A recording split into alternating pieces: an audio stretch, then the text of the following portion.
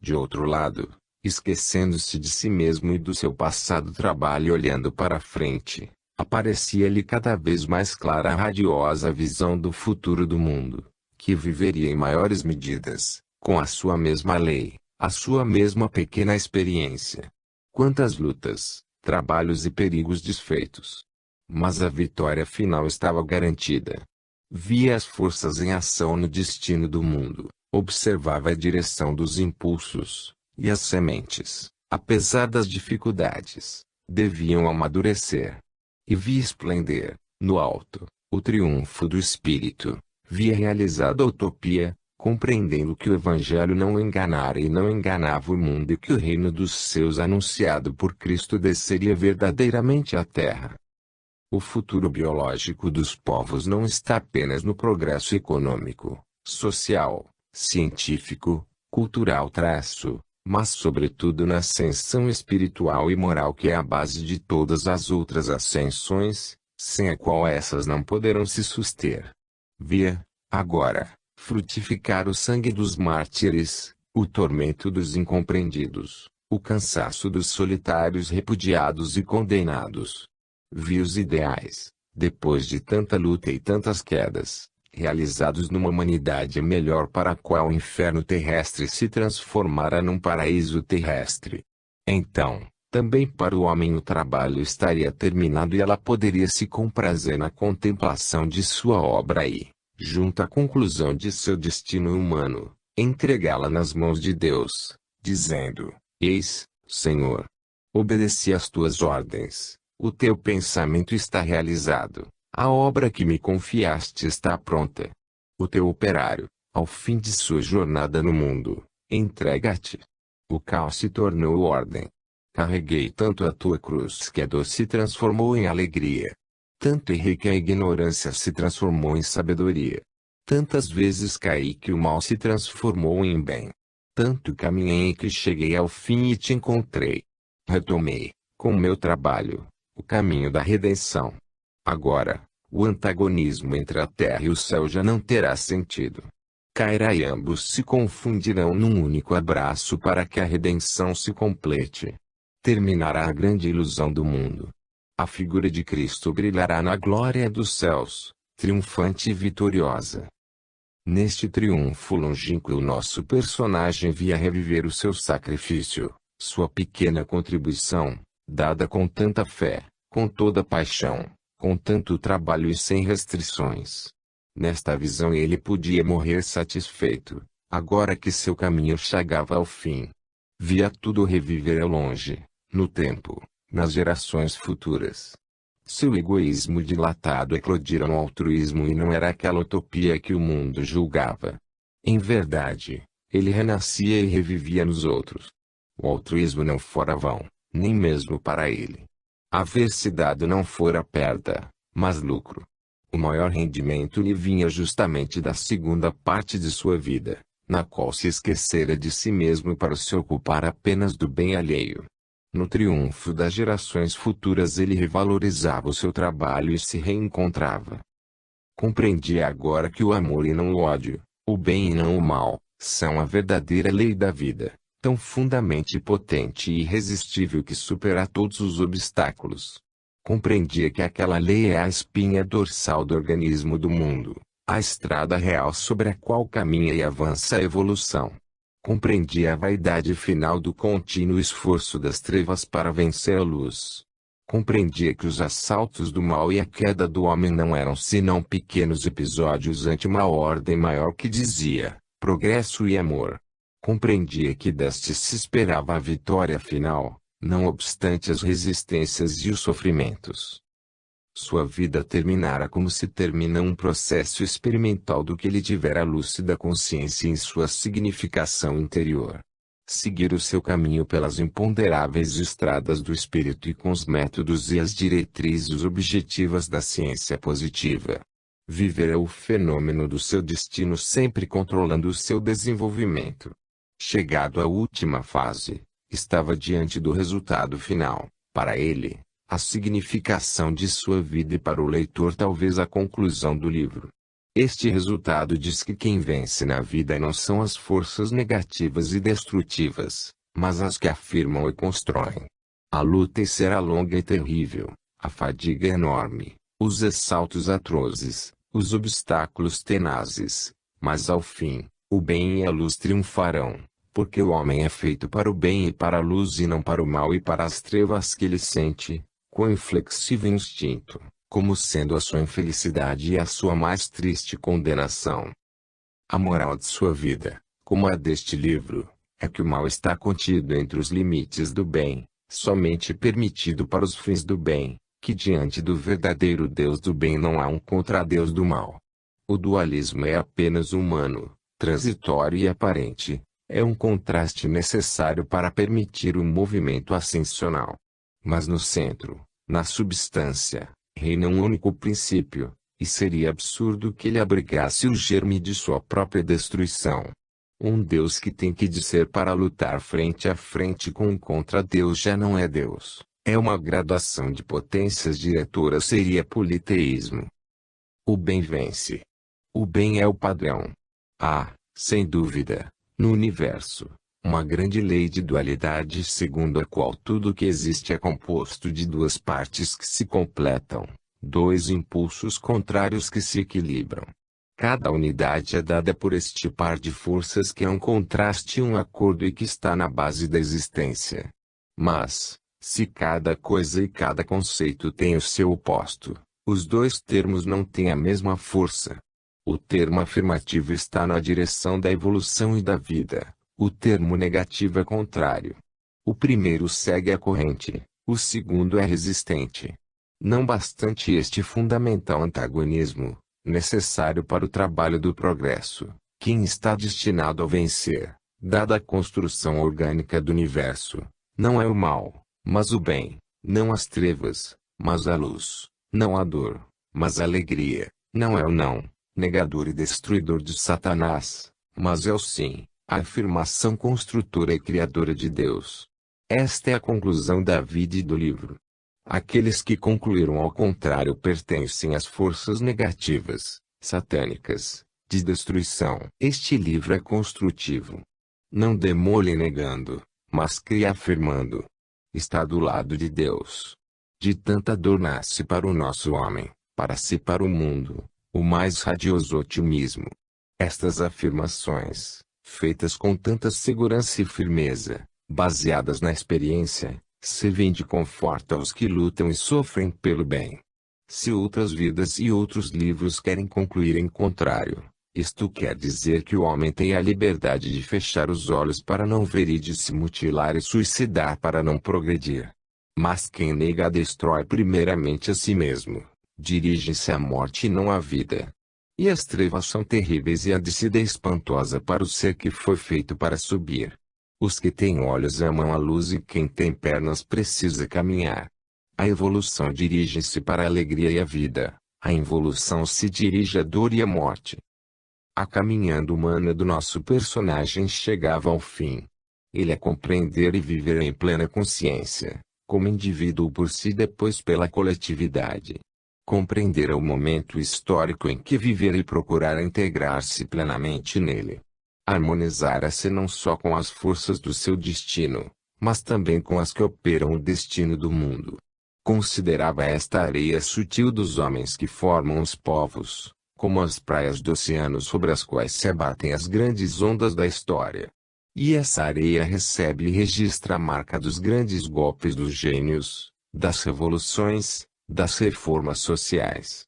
A marca se imprime e a resposta nasce na alma do homem comum, mas tão multiplicada no número que se torna tão grande como o oceano.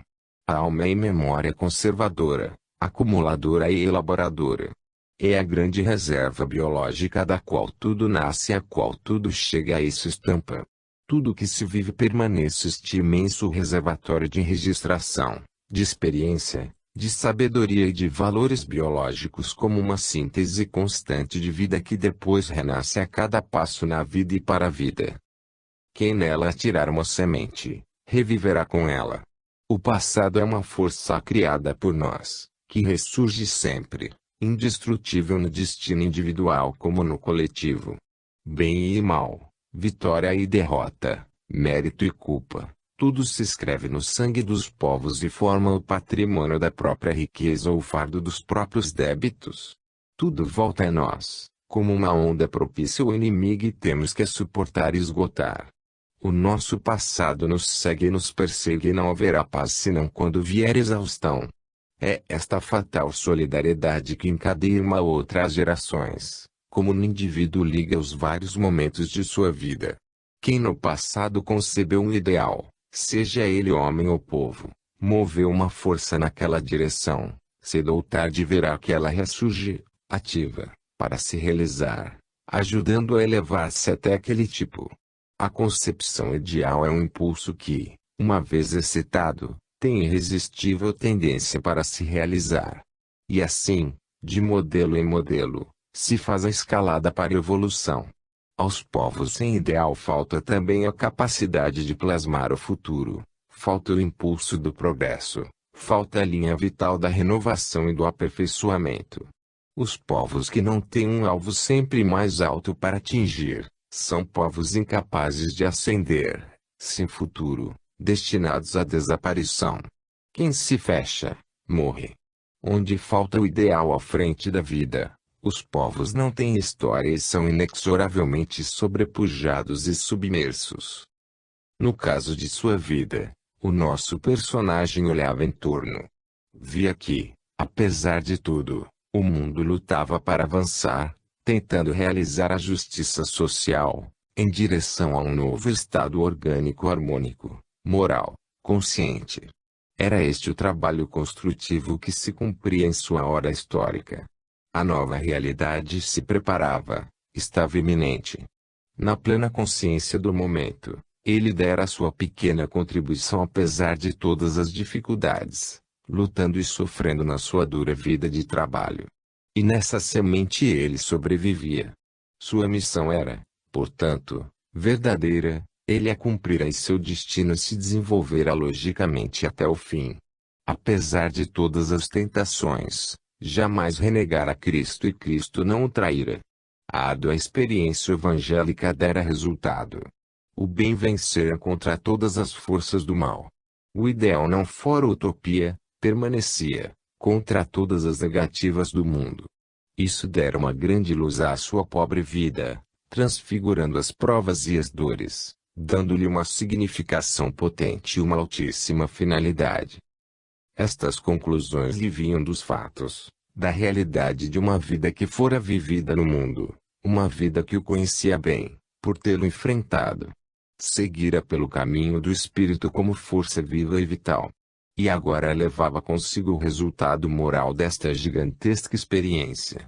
Individual e coletivamente, sua vida não fora vivida em vão.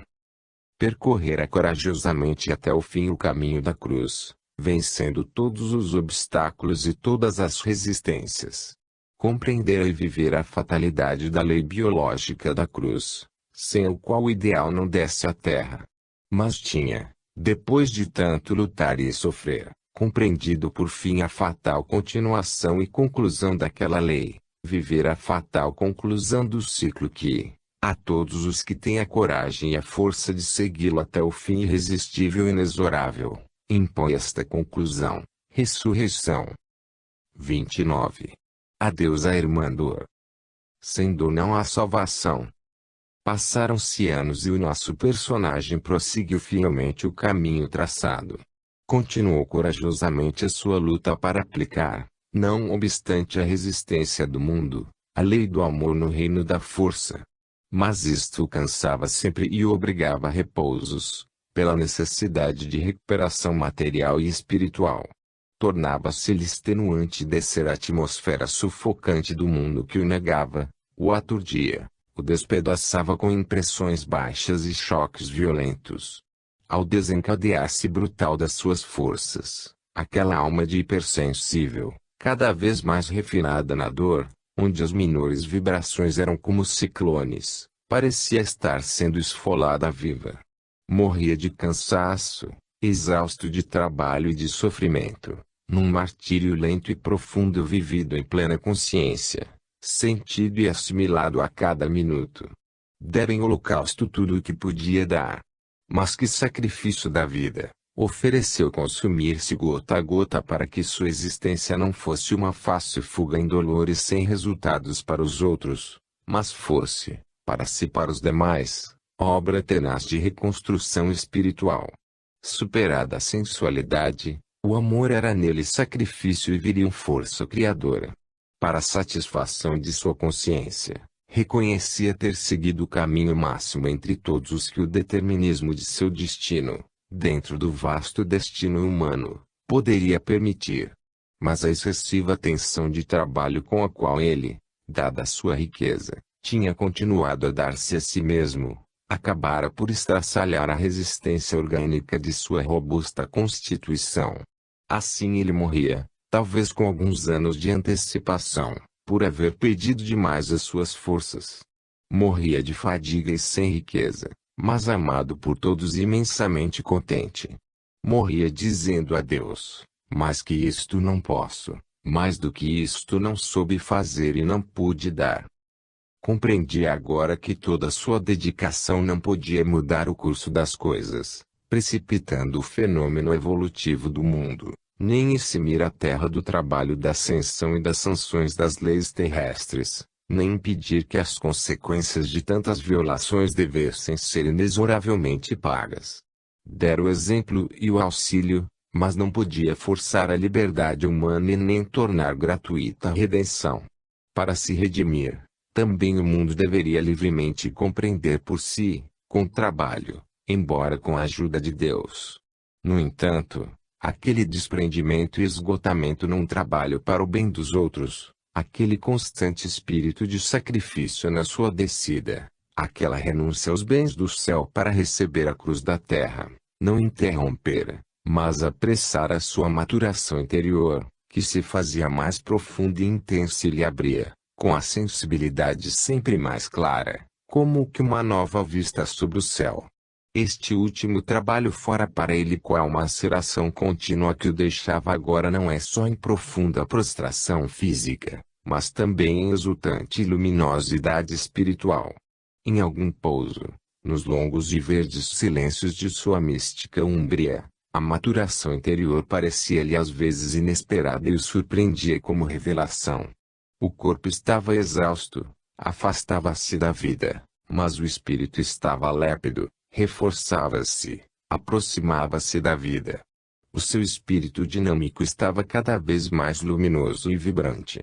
Assumia, agora, a tarefa de manter aquele corpo que mais se abatia. Consumia-se lentamente, mas com um vivo sentimento de ressurreição. Tais eram, para ele, as alegrias do espírito, que esquecia os sofrimentos do corpo. O seu organismo, sabiamente conduzido por um regime são e sóbrio, atravessava tranquilamente o ciclo da exaustão física, diminuía sempre o ritmo das trocas renovadoras, pacificava-se espontaneamente, sem abalos e sem revoltas, rumo ao repouso final. Não temia a irmã morte. Via em paz o seu aproximar-se lento e natural. Aceitava o repouso que estava para chegar e no qual confiava, por tê-lo merecido. Aprontara-se cedo e trabalhara nas melhores horas da jornada, no vício de suas forças. Pela tarde, o repouso chegado, esperado e agradável. Não sentiria o travo das desilusões e não correria agora a fazer apressados reparos como os que, apegados às vãs quimeras do mundo, procuram refazer-se e remediar. Não acreditava em certas bondades outonais, em certas tardias conversões com as quais o homem pensa poder tornar-se melhor e merecer a salvação. Esta tem que ser o resultado de lenta maturação, de um caminho que tem de ser percorrido inteiro. Não se podem aplicar, no campo das severas mas justas leis do espírito, o sistema da abreviação e do arrivismo que dá resultados no mundo. O céu não se violenta pela força e não se conquista com astúcia, como se dá com as coisas da terra. Estas brutalidades não conseguem subir até lá em cima, permanecem em seu reino. É preciso ter trabalhado no tempo próprio e vãs devem ver as tardias invocações piedosas, pois que a lei divina é verdadeiramente justa. Converter-se e trabalhar no fim já é muito, mas é apenas começar, urge trabalhar e concluir. Ele amava a irmã Morte depois de tanto haver amado a irmã Dor, que só ao fim se haviam separado. Para quem tanto sofrera, a morte era bem-vindo repouso. Para quem viveu no espírito e aprofundou e consolidou a vida, a morte não é apenas o fim do corpo, mas é, sobretudo, a ressurreição da alma. A própria natureza, que aborrece o vácuo e a morte, goza tais triunfos supremos que só sabem reafirmar a vida onde tudo parece acabado. A morte não é um fim, mas um começo, e a exaustão do ciclo de forças fechadas no próprio destino, é um aperto que se afrouxa, é a fuga da terra e de suas aflições para o céu e a sua paz. Amava a irmã Morte e esta o sobrecarregava de dádivas. Enquanto que o irmão Trabalho tanto lhe havia ensinado na severa escola da vontade e da disciplina, o sábio auxílio da irmã Dor gradualmente lhe ensinara a distinguir e a desprender-se dos vínculos terrestres, a ponto de não temer nem sofrer agora uma separação súbita e violenta. Agradecia a irmã Dor por ter realizado a sua maceração e, com isto, tê-lo preparado para a ressurreição. Acariciava com o coração cheio de gratidão, porque agora compreendia a sua lógica e maravilhosa função. Beijava o seu beijo amargo e sua mordida dilacerante. E agora, no fim, o amigo mais severo era o mais verdadeiro e fiel.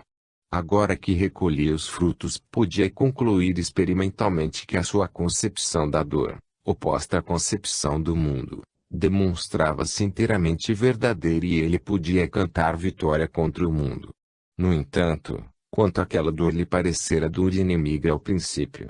Se o seu brutal impulso não o tivesse atirado, quisesse ou não, sobre a espinhosa estrada da ascensão humana, imprimindo em sua vida aquele trágico tom de luta e tempestade, se a irmã Dor, amiga sábia e preciosa, não o tivesse arrancado de todas as posições cômodas e não o tivesse premido a reagir, lançando-se em direção ao céu, e se ele não tivesse, de sua parte, com paciência e grande vontade, respondido a este apelo do destino, se ele, preguiçosamente, tivesse abdicado do seu sagrado direito de combater e sofrer para subir, que teria sido dele agora, sem essa bagagem de martírio por toda uma vida, sem este terrível cansaço ao qual devia toda a sua elevação?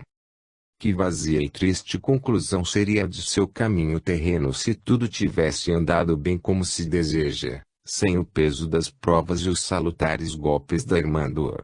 Agora ele o compreendia verdadeiramente, agradecia e amava. Isso não fora senão uma espécie de poupança forçada que a divina providência lhe impusera para que ele conquistasse a sua redenção.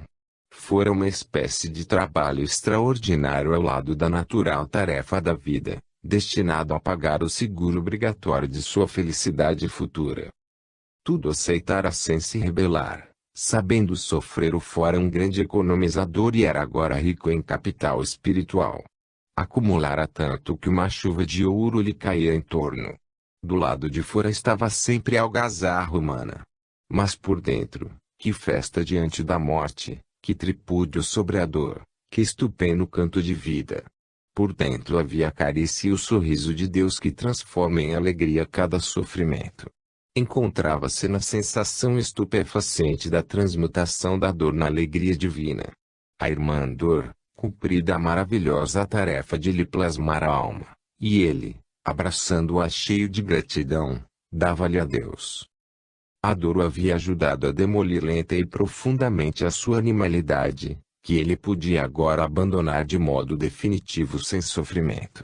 Ele não pensava em morrer como tantos outros que olham um corpo que era tudo para eles e que agora está se desfazendo, mas ele pensava em ressurgir, olhando um espírito que era todo o seu ser e que agora estava em plena eficiência.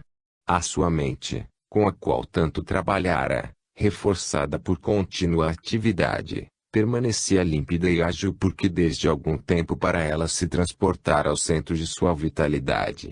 E ele contemplava a justiça das leis divinas que premiam, o seu quinhão, a evasão final da dor na mais completa paz. Contemplava a lógica do seu destino, o harmônico contraste de seus impulsos. Assimilava o seu profundo significado, agora que tudo podia ver num olhar retrospectivo. Desta visão voltava a contemplação do funcionamento orgânico do universo, ouvia as suas sublimes harmonias, compreendia seu equilíbrio e justiça e agradecia humildemente ao bom Deus o grande dom de haver podido colaborar, embora como o último dos servos, na grande obra das ascensões humanas.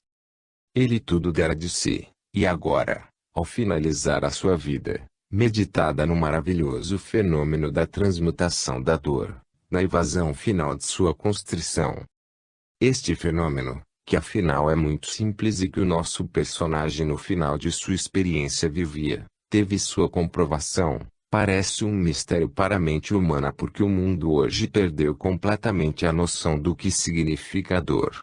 Ela não é, como hoje se acredita, um incidente secundário da vida, devido a qualquer erro, de que se deve fugir, e, pois, evitável.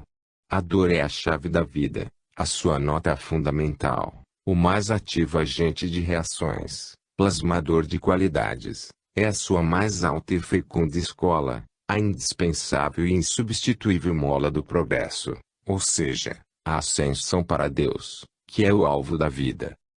Esta fuga final à dor em que culminava a vida e se completava a lógica do destino do nosso personagem, concorda com a fundamental lei biológica da redenção, que o mundo possui, mas em torno da qual gira como se girasse à volta de um mistério, sem o compreender. É esse, também, o centro das religiões, especialmente do cristianismo. É, também, o pináculo da arte Parsifal, de Wagner, Pietà, de Miguel Ângelo etc., e das mais elevadas concepções humanas.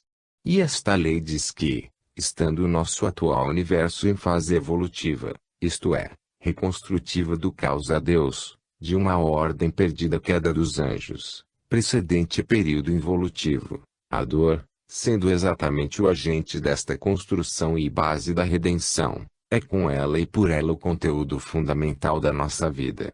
Mesmo sem a compreender e procurando inutilmente fugir dela, o mundo não faz senão aplicar essa lei biológica universal seguida por todos, seja qual for a sua fé religiosa, filosófica ou científica.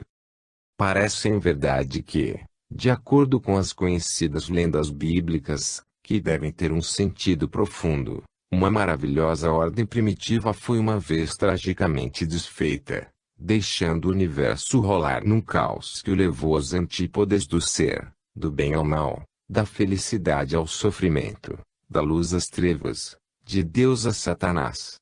Mas as primordiais não foram destruídas, porque nada se pode destruir.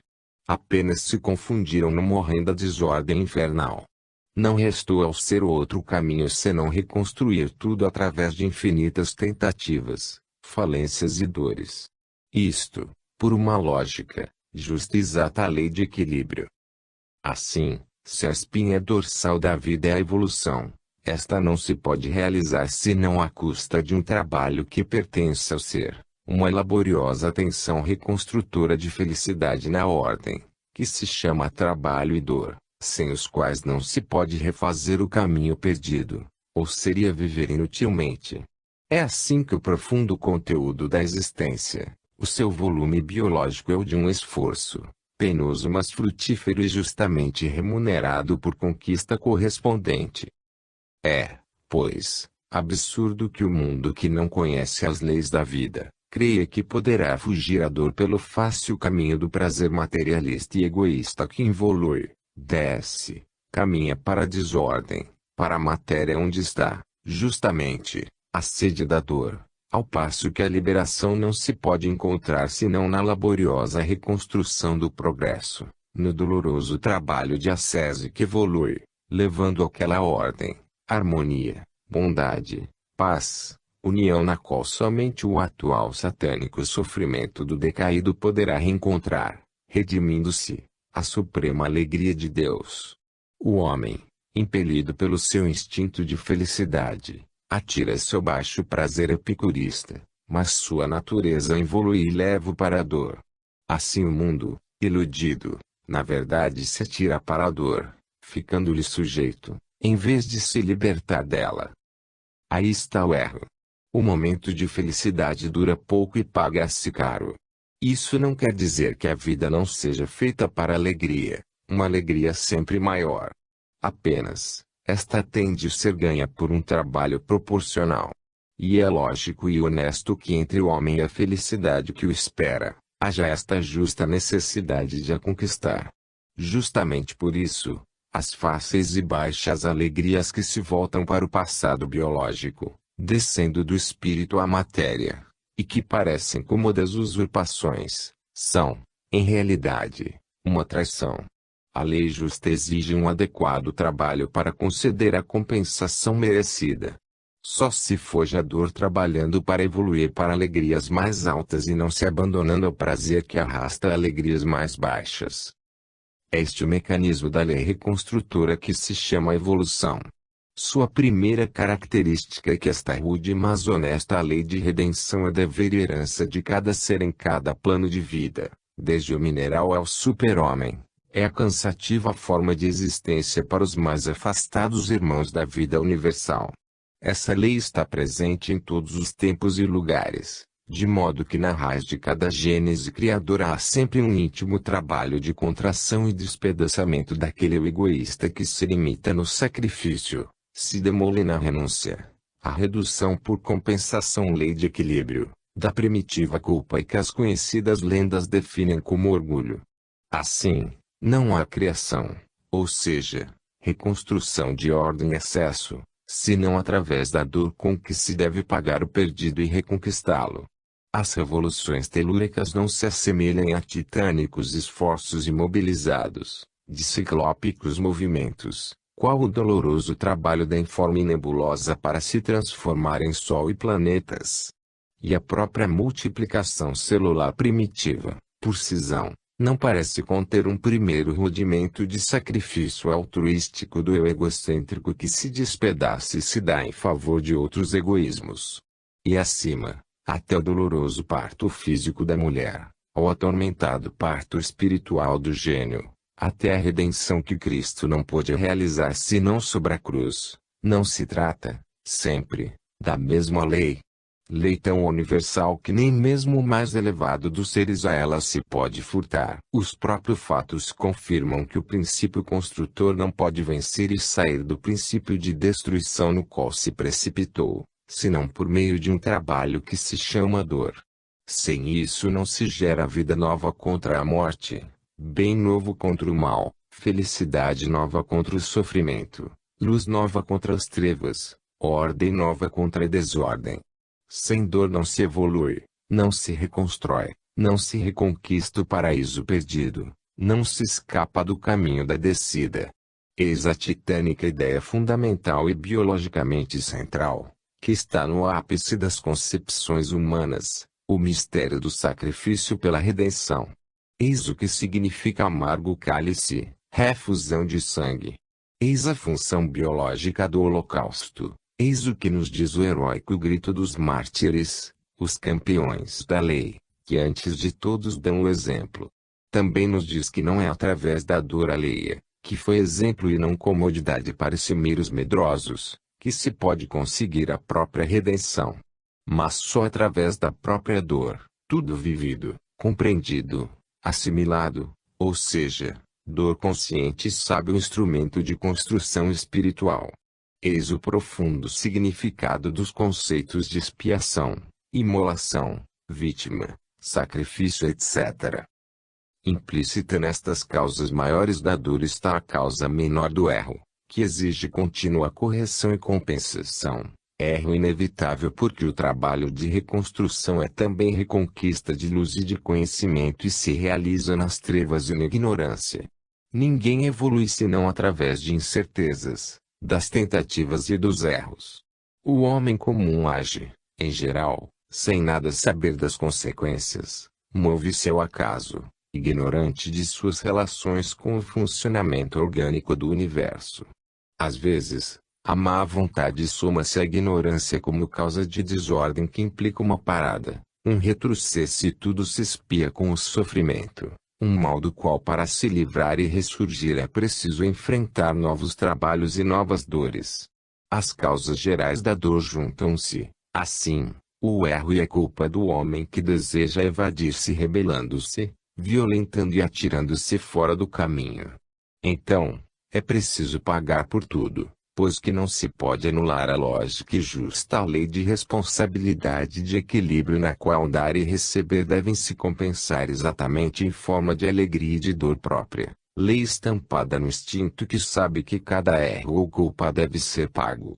Seria preciso ser bom e consciente, saber enquadrar-se segundo a direção das leis da vida. Mas é justamente a bondade, o conhecimento e a consciência que o homem tem de conquistar, é justamente isto que deve aprender, a não se atirar fora da lei, mas a cooperar fraternalmente em seu seio.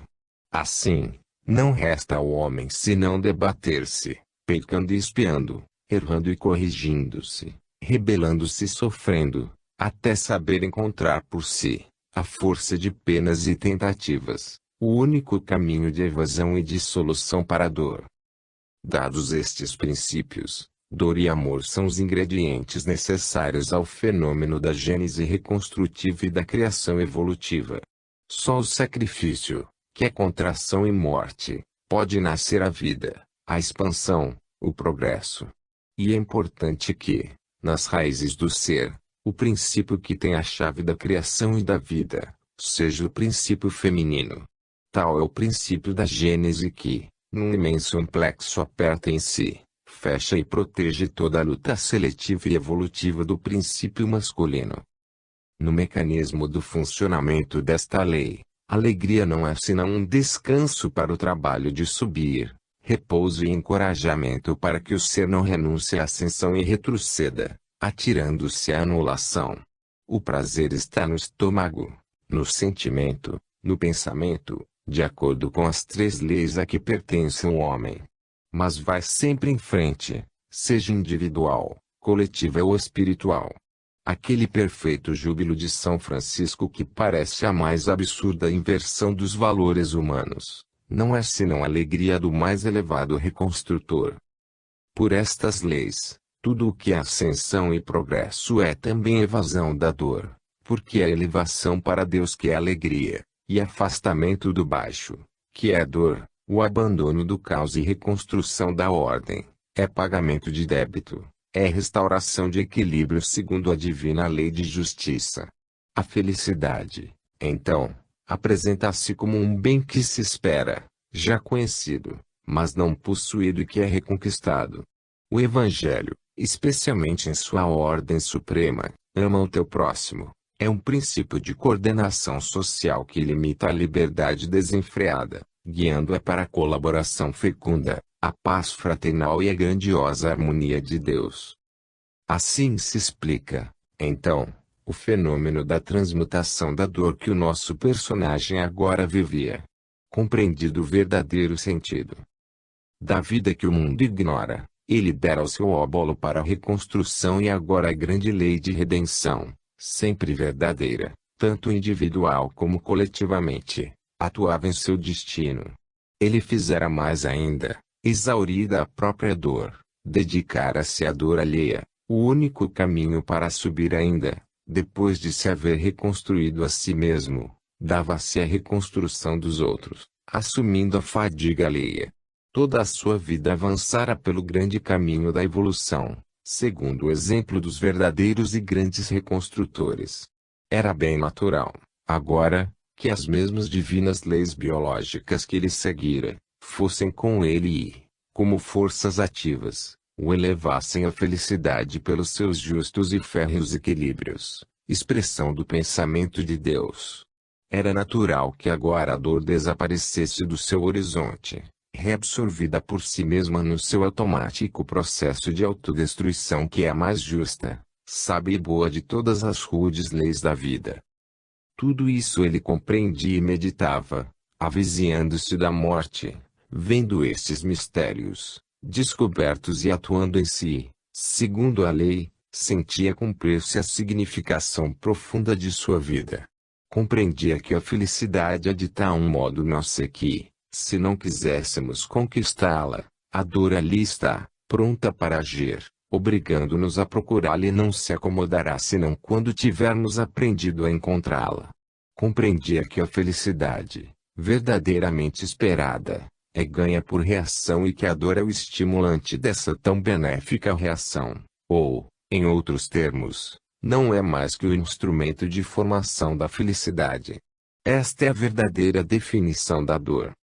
Só agora, no fim desta história, pode o leitor bem compreender qual fora o gênero do sofrimento e ao que principalmente devia sua dor o nosso personagem.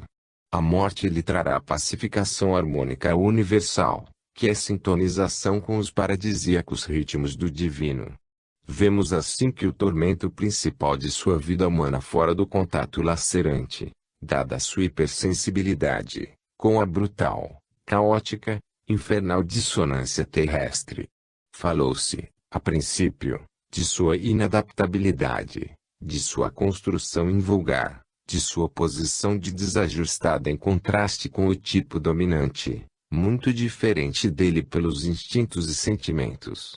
Ao homem comum a princípio citado, para que não sinta o seu ponto de vista injustamente condenado, é preciso explicar o fato, para ele inacreditável.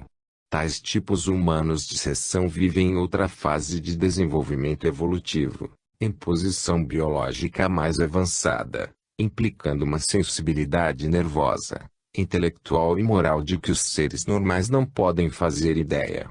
Vista de uma posição tão diversa, a conduta destes representa um desencadeamento de forças, tão violento e brutal, que torna para o ser hipersensitivo o contato social um verdadeiro tormento.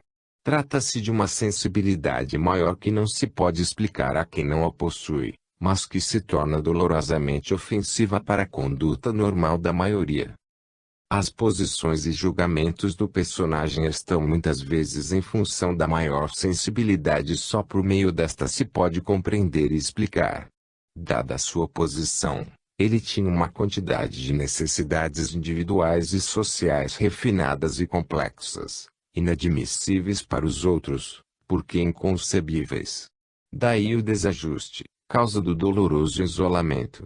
Para ele era de primordial necessidade o conhecimento, a bondade, a sinceridade, a retidão moral, o altruísmo, os princípios.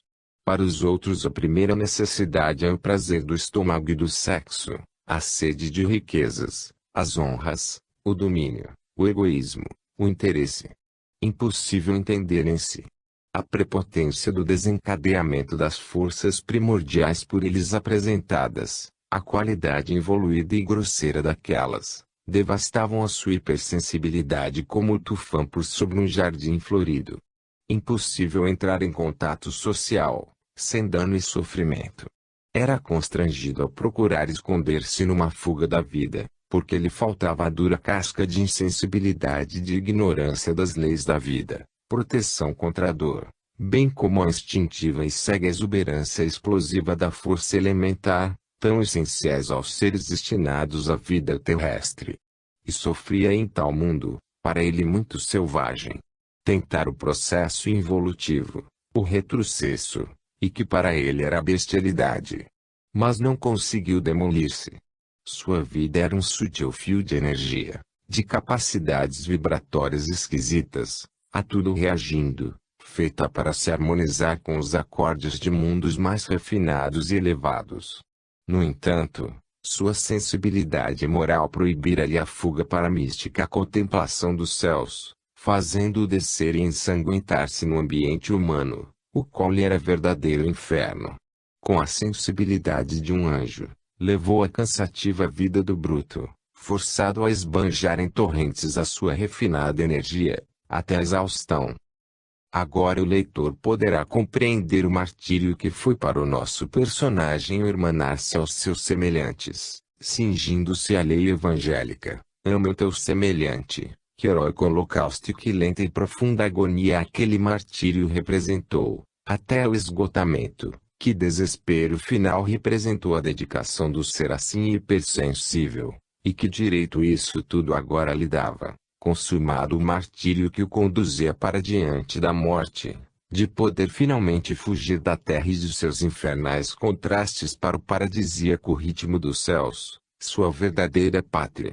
Toda sua vida lhe fora espasmódica, procura da harmonia divina, da qual guardara sempre o instinto e a saudade, harmonia que trouxera em seu destino, em meio aos caos infernal da terra, mas que não podia reencontrar plenamente senão na morte, na liberação final, no retorno aos seus céus. 30. Chegada da Irmã Morte. Na morte está a vida. Com o correr dos anos, ele mais se destacava da terra. O grande rumor do mundo, o ensurdecedor fracasso da vida humana, brutal explosão de instintos primordiais, diminuíam sempre a distância. Lentamente, afastava-se da imensa e violenta maré. Os contrastes caíam. Ele se ia, fugindo às leis da terra para entrar no domínio das leis de um mundo diferente e mais alto. A luta serenava, a dissonância se harmonizava, a vida se pacificava numa doçura suprema. O inferno ficava lá embaixo, impotente para subir acima do seu nível. Ele observava o seu assalto, com o desfazer-se da matéria, perder todo o poder. As forças abandonavam-no lentamente. Era obrigado a deixar o trabalho em solidão e silêncio. Chegava a hora do merecido repouso. Mas onde parecia estar a morte, ele prelibava a sensação da nova vida que o esperava. A Irmã Morte trazia-lhe a maior alegria, a liberação, pela qual tanto lutara e que tanto havia demorado.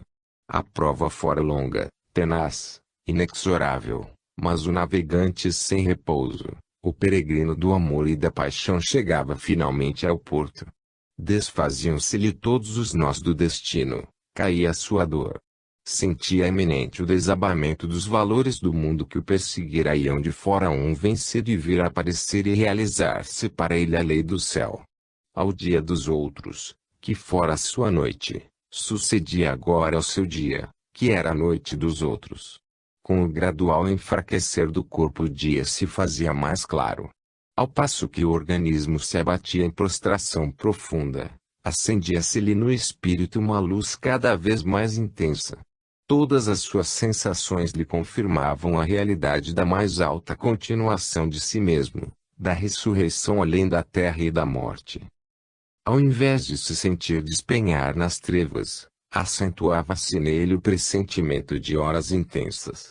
No entanto, refazia os momentos mais févidos de sua ascensão mística, a inolvidável recordação de suas visões e lhe parecia que aqueles vértices deveriam agora se fundir para se projetarem, num único arremesso, para a última, a mais profunda e sintética realização. Com a morte, sentia avizinhar-se um grande acontecimento espiritual que seria a suprema etapa, síntese e conclusão de sua vida, um acontecimento espiritual já muito prometido pela consciência, assegurado pelo instinto, garantido pela razão, incluído na lógica do seu destino e talvez desejado pela lei da divina justiça. E preparava-se interiormente com fé intensa, com devoção e humildade, com trepidante expectativa de alegria sobre-humana, como um sacramento íntimo no qual se lhe resolviam a vida e o destino. E já intuía que naquele momento supremo do ajuste de contas teria cumprido a suprema dedicação e consagração a Deus. Um sinal viria do alto, o sinal invocado e esperado como prêmio único. Chegaria como um segredo de amor e de unificação, rematando-se uma vida de fidelidade e sacrifício. Intuía que naquele momento supremo ele estaria a sós com Deus. Recolhera-se a uma casa de campo. Todos de sua família estavam ausentes. Um dia sentiu-se desfalecer e a morte pareceu-lhe realmente muito perto. Depois, aconselharam-lhe chamar um médico e tratar-se. Para que servirá isso? Pensava. Como poderia toler as leis da vida?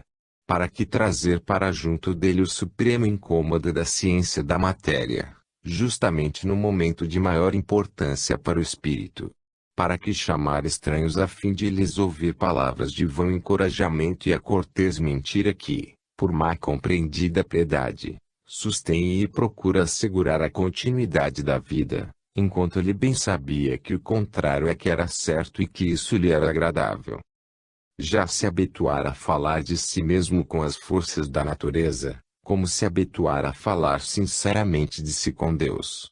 Não desejava ter a seu lado senão o calor sincero dos afetos e dentro de si o calor da prece. Por alguns dias, voltaram-lhe as forças. Depois recaiu. Uma tarde, depois de breve passeio, voltou para casa, arrastando-se. Era um dia de maio, tranquilo e cheio de sol. O ar estava quente e o crepúsculo era chuva de ouro. Deitou-se, pensando que, para morrer não é preciso mais que ter Deus e paz na própria consciência. E ele que, desde algum tempo, vivia no regime vegetariano, sentia-se esvair tranquilo e lúcido, sem o tormento dos fenômenos tóxicos. Levantou-se um pouco no dia seguinte. Depois, não mais.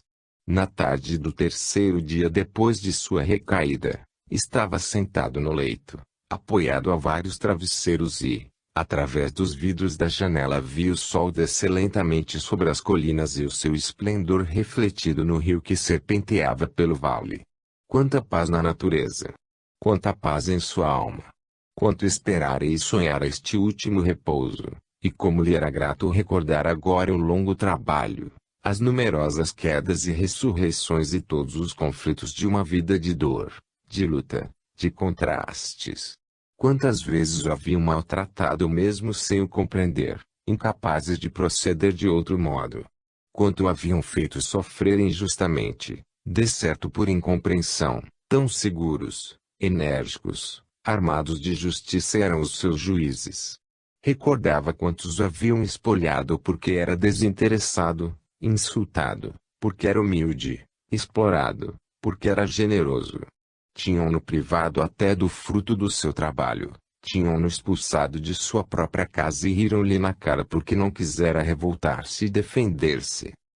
Talvez fossem inocentes e não podia julgá-los. O superficial justiça humana estava do lado deles.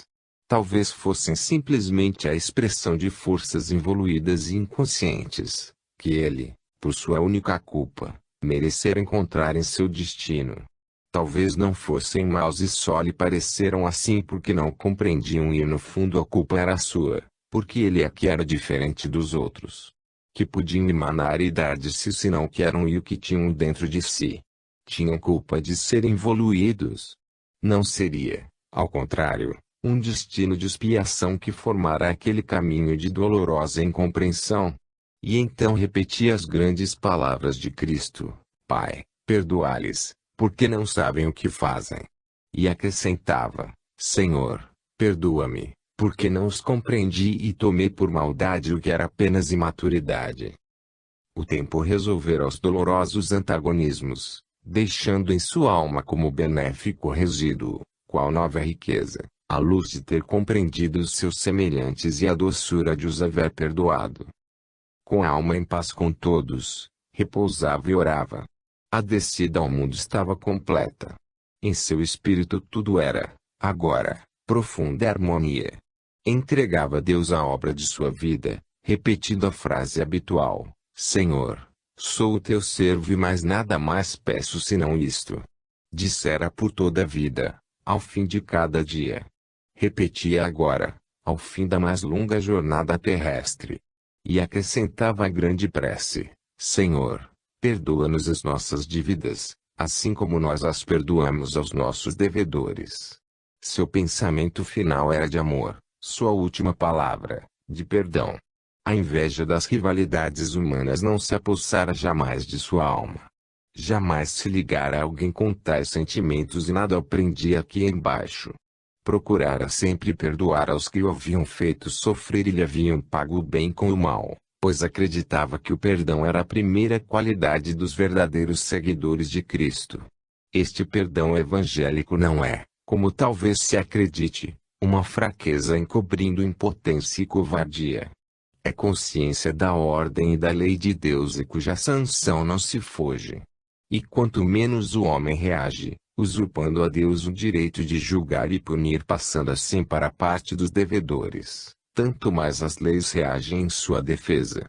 E quão mais potente que a nossa não é a ação de Deus. Cada injustiça sofrida é um grito que chega a Deus, muito mais eloquente se a vítima se cala. O ditado "a melhor vingança é o perdão" pode assim assumir um sentido terrível para o que foi perdoado pelo homem. Mas quem o compreende? E no entanto, são simples e lógicas leis biológicas de resultados utilitários. Iludem porque são leis pacientes. Deus não paga aos sábados, disse. Paciente até esperar para se destroçar na hora da morte. E ele, que tanto tinha perdoado, morria tranquilo.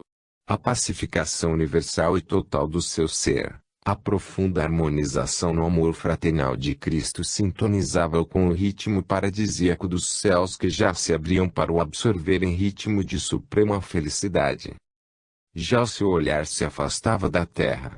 Agora, que o seu trabalho humano estava terminado, a descida ao mundo reanimava a ligação, deixando-o livre para se elevar aos céus que a hora suprema lhe abria. Na morte está a vida.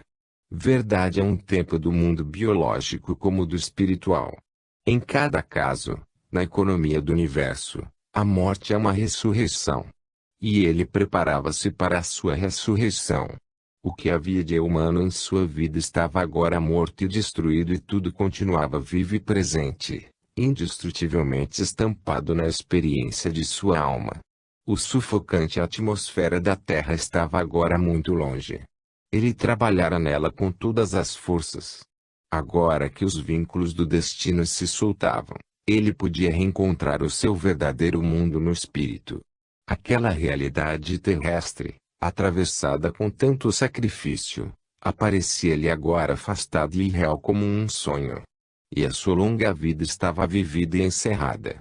Quantas recordações, quantos caminhos, quanto trabalho, quantas dores! Tudo se cumprira. Mas nada fora inútil, porque tudo se lhe estampara na alma elaborando-a. Repetia: entrego às tuas mãos, Senhor, o meu espírito. E já um estranho sentimento de libertação e leveza invadia-o, um acentuado sentimento de expansão, nova capacidade sensorial na qual lhe aparecia a realidade do céu em forma sempre mais clara e mais estável. À medida que a velha vida morria, a nova surgia. Desde muito quebrara suas ligações com o mundo, a separação era fácil, límpida, natural, tranquila. Assim estava em paz, adormecido, quase esquecido de si mesmo, como entre a vigília e o sono, como entre a realidade da terra e a realidade do céu. Sua consciência oscilava entre as duas sensibilidades e os dois mundos, na soleira do além. No aposento havia a paz solene da tarde, na casa, um respeitoso silêncio dos familiares. O sol continuava a descer sobre as colinas em frente, espelhando-se no rio e escondendo-se às vezes nas nuvens. Um alegre choreio de pássaros saudava a tarde. Pelos campos estendiam-se em paz as longas sombras do crepúsculo, pelos prados e bosques perpassava um frêmito de primavera. Depois do repouso hibernal, o grande mecanismo da vida se punha novamente em marcha no trabalho grandioso e solene, que lhe ouvira agitar-se com irresistível fervor de renovação. A matéria era tomada num ritmo mais rápido de trocas e obedecia às ordens da lei. Ouvia as grandes vagas progressivas do imenso concerto da ascensão de todas as coisas, do átomo à nebulosa. Também ele seguia, embora de outro modo, a sua primavera. E tudo, a sua sensação e a voz do universo, lhe falava da indestrutibilidade do ser na sua eterna ressurreição.